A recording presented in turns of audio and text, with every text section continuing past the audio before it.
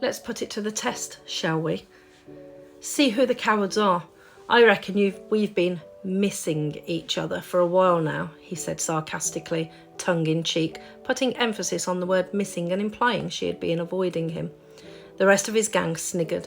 We've been around. You yellow-bellied losers keep running off. We were just waiting for you to pluck up the courage, Josh challenged. Or perhaps you accidentally ran into us today, and now there is no way out. That's funny. I could have sworn we were here earlier and there was no sign of you then. David stroked his chin and smiled broadly. We weren't here, Josh replied tartly. Really? Are you sure? Guess you must have been at gym practice. He then turned his attention to Mina. Well, gorgeous, are you wearing those cute little gym shorts under those jeans? Mina cringed and rolled her eyes. Mind your own business. Kieran skated over and puffed out his chest, standing in front of Mina protectively. Get away from me, she said, pushing him quickly away from her. He came off his skateboard and tried to remain looking as cool as possible, given the circumstances, and stood glaring at David.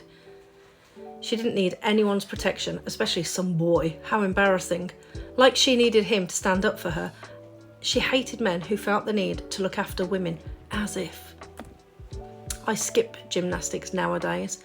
Are you still wearing your mum's silk knickers under those jeans? Mina smirked. Good one. And what about you, Kieran? Still wear your cute little gym knickers? David added. His gang laughed loudly. Mina looked at Kieran, noticed his embarrassed face and nodded. It was showtime. For the longest time, Mina and Kieran had been teased because they did gymnastics and preferred skateboarding to e-bikes.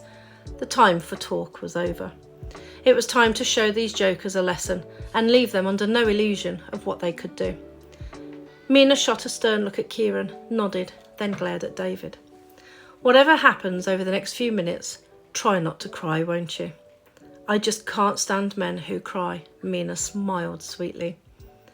It's true, she will never let you forget it, Kieran added. Bring it on, baby. David beckoned with his hands. She hit play on her wristwatch, which was also a phone and iPod. Such was modern technology. Music blasted loud into her ears, and she felt the vibes lift her mood and get her ready for a fight. Then she slapped his forehead in a belittling manner and snatched his beanie hat before he had a chance to move. She raced off her skateboard as hip-hop music blasted her eardrums. She felt exhilarated.